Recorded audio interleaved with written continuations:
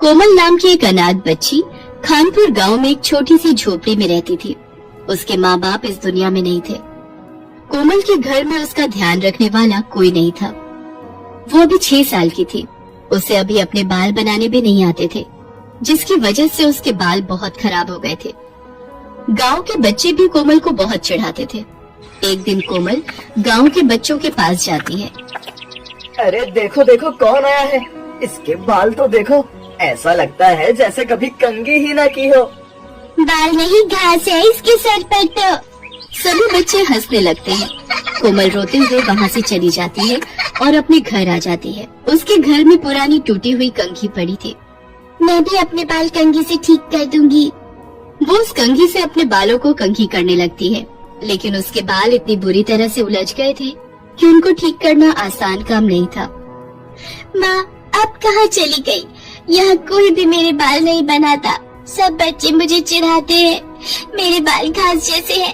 अगर आप होती तो मेरे बाल भी बाकी बच्चों की तरह सुंदर होते।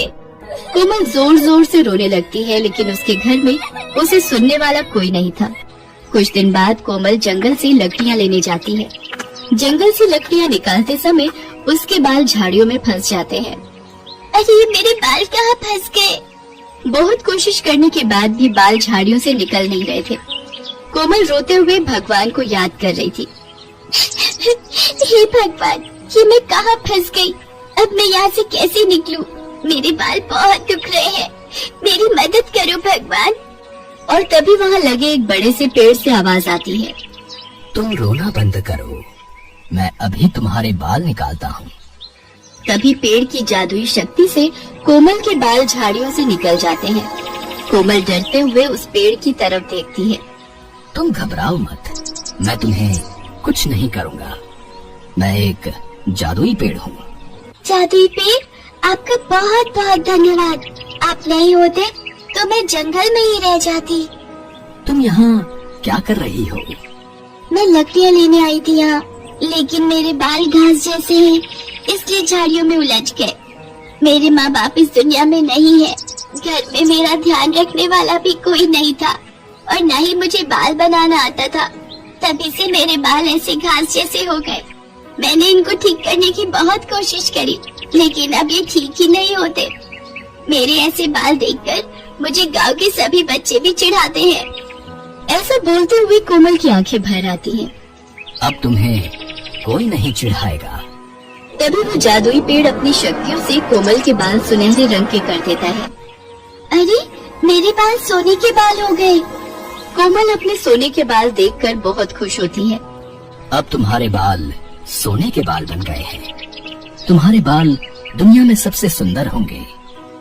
अब तुम्हें कोई भी घास जैसे बाल बोलकर नहीं चिढ़ाएगा।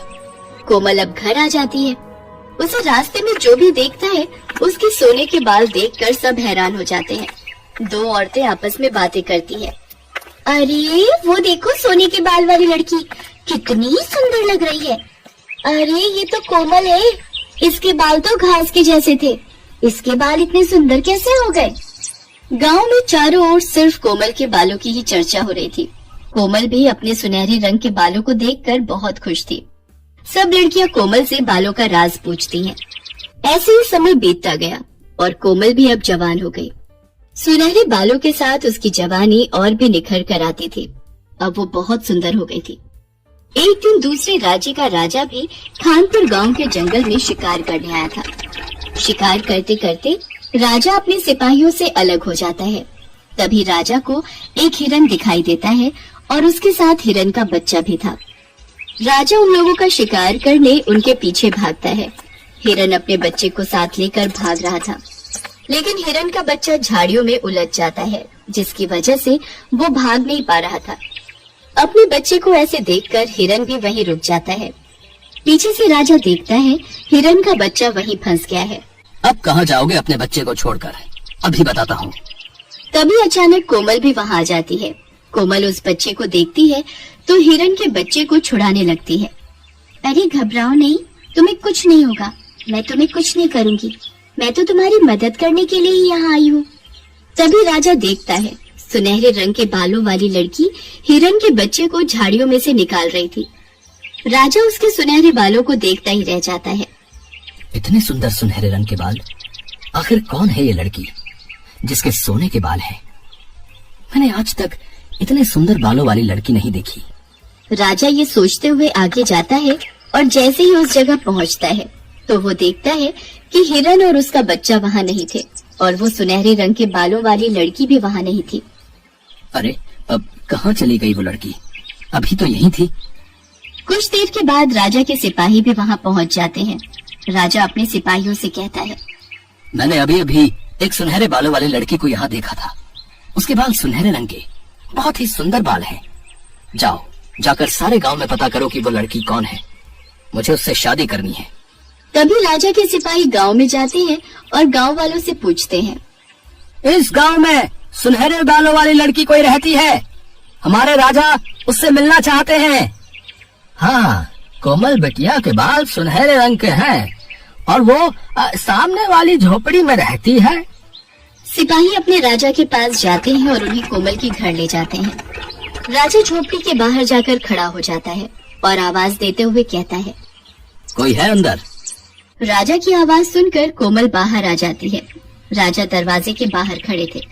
जी कहिए। राजा कोमल को देखते रह जाते हैं। कोमल सुनहरे रंग के बालों के साथ बहुत सुंदर लग रही थी। जितने सुंदर बाल उतनी सुंदर सूरत। अब तो यही मेरी पत्नी बनेगी। अपने माँ बाबा को बुलाइए, हमें उनसे कुछ जरूरी बात करनी है। कोमल बताती है कि उसके घर में कोई नहीं है, वो अकेली रहती है। उसके माँ बाप इस दुनिया में नहीं है।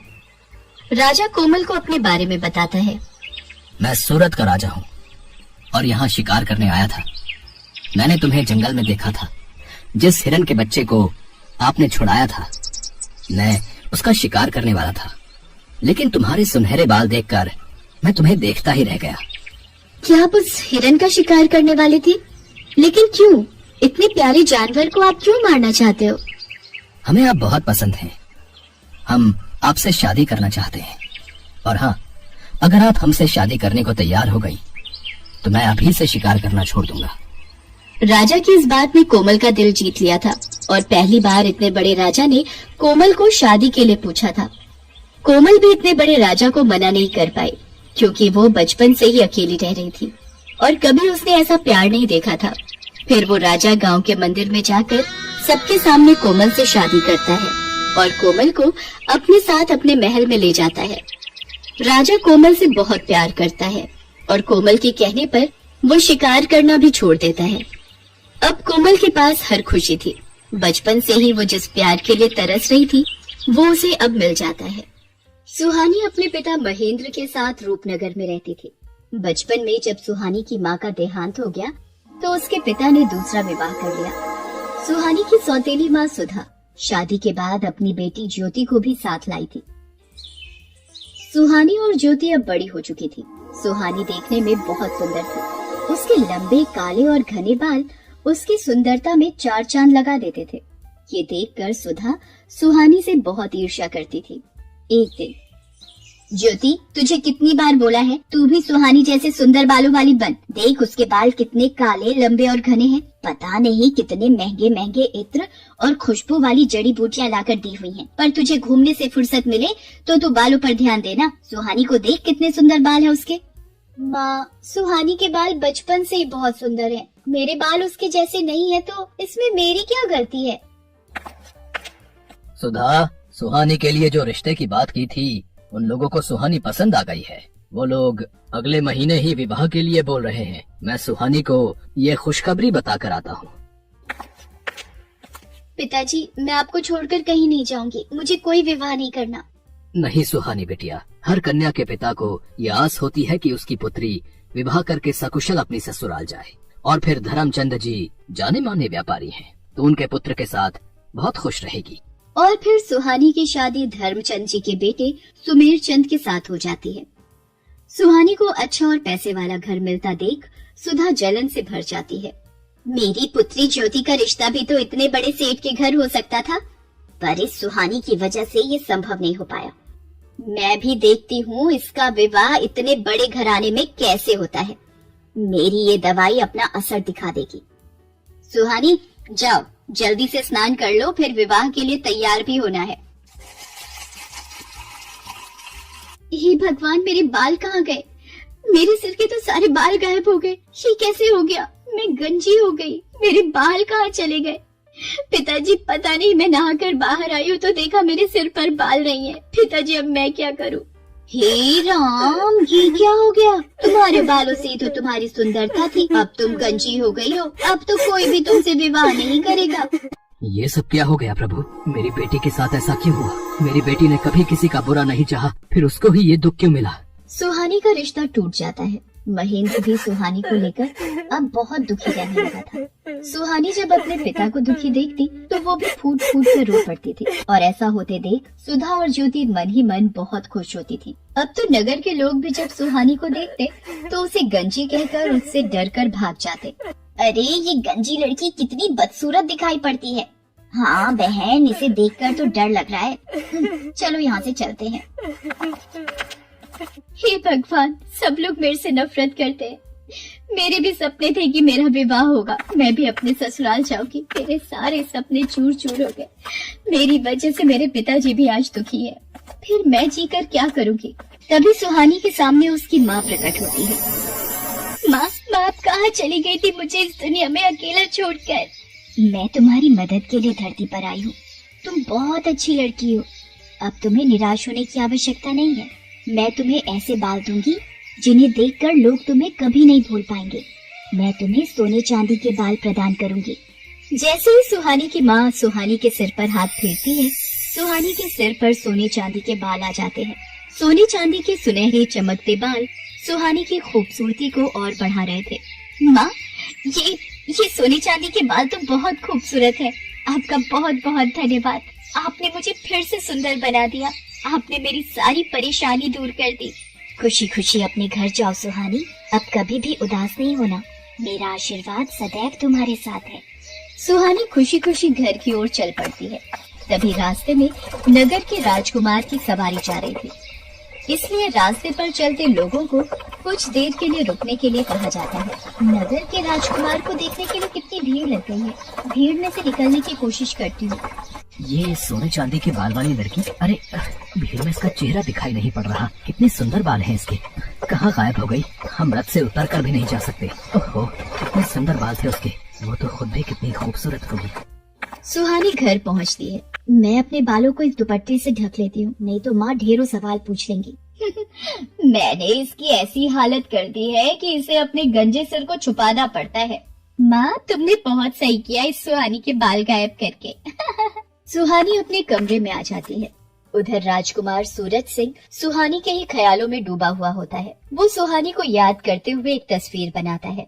राजकुमार सूरज सिंह, आपके स्वयंवर की सारी तैयारियां हो गई हैं। दूर दूर से राजकुमारियों के लिए संदेश भिजवाया गया है। पर ये तुम क्या बना रहे हो? बिना चेहरे की तस्वीर? पिताजी, ये तस्वीर उस लड़की की है जिसके सोने चांदी के बाल हैं, और मैंने निश्चय किया है कि मैं इसी लड़की से विवाह करूंगा। बस मुझे उसे ढूंढना है, और वो कहाँ मिलेगी मैं यही सोच रहा हूँ। पुत्र, सोने चांदी के बाल वाली लड़की सिर्फ कहानियों में होती है। तुम ऐसी लड़की कहाँ ढूंढोगे? ये जिद छोड़ दो।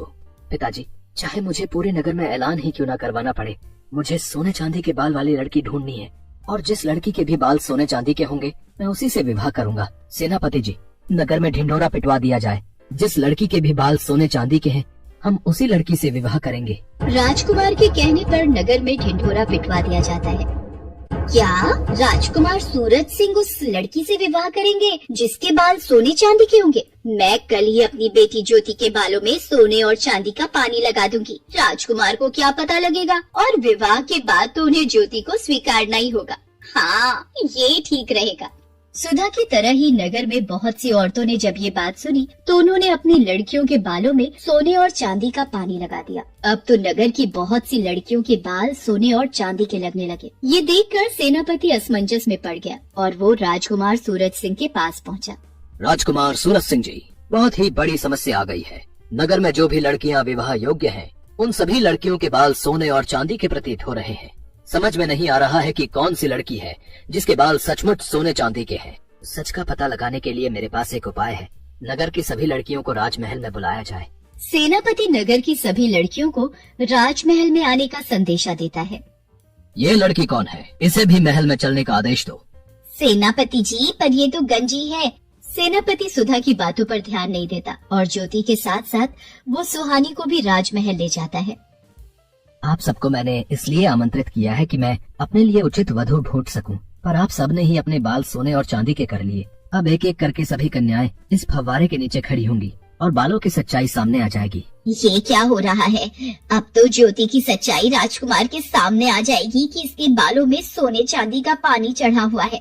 एक एक करके सभी लड़कियां फव्वारे के नीचे खड़ी होती हैं और उनके बाल धुलकर पहले जैसे हो जाते हैं। बस ये आखिरी लड़की रह गई है राजकुमार, इसे भी फव्वारे के नीचे खड़ा करना है। पर ये तो गंजी है, इसके बाल तो मैंने ये मैं क्या बोलने जा रही थी? इनमें से तो कोई भी लड़की सोने चांदी के बाल वाली नहीं निकली। पता नहीं वो कौन थी, बस ये आखिरी उम्मीद रह गई है। सुहानी घबराते हुए सिर से अपना दुपट्टा उतारती है। सुधा और नगर के सभी लोगों की निगाहें सुहानी के सोने चांदी के बाल देखकर दंग रह जाती हैं। सुहानी फव्वारे के नीचे खड़ी हो जाती है। उसके बाल तो सचमुच सोने चांदी के थे। ये देखकर राजकुमार खुश हो जाता है। हम तुमसे विवाह करना चाहते हैं, क्या तुम्हें मंजूर है? आपको पति के रूप में पाना मेरा सौभाग्य है, पर मेरे बिना पिताजी। सुहानी बेटी, अब वक्त आ गया है तो इस दुख भरी जिंदगी से आजाद हो जाए और खुली हवा में सांस ले सके। तुझे जीवन में बहुत दुख मिले हैं, पर अब राजकुमार सूरज सिंह के साथ विवाह करके तुम बहुत खुश रहोगी। सदा खुश रहो मेरी बच्ची। सुहानी को उसकी अच्छाई का फल मिल जाता है और राजकुमार सूरज सिंह के साथ उसका विवाह संपन्न हो जाता है और सुधा अपने हाथ मलती रह जाती है।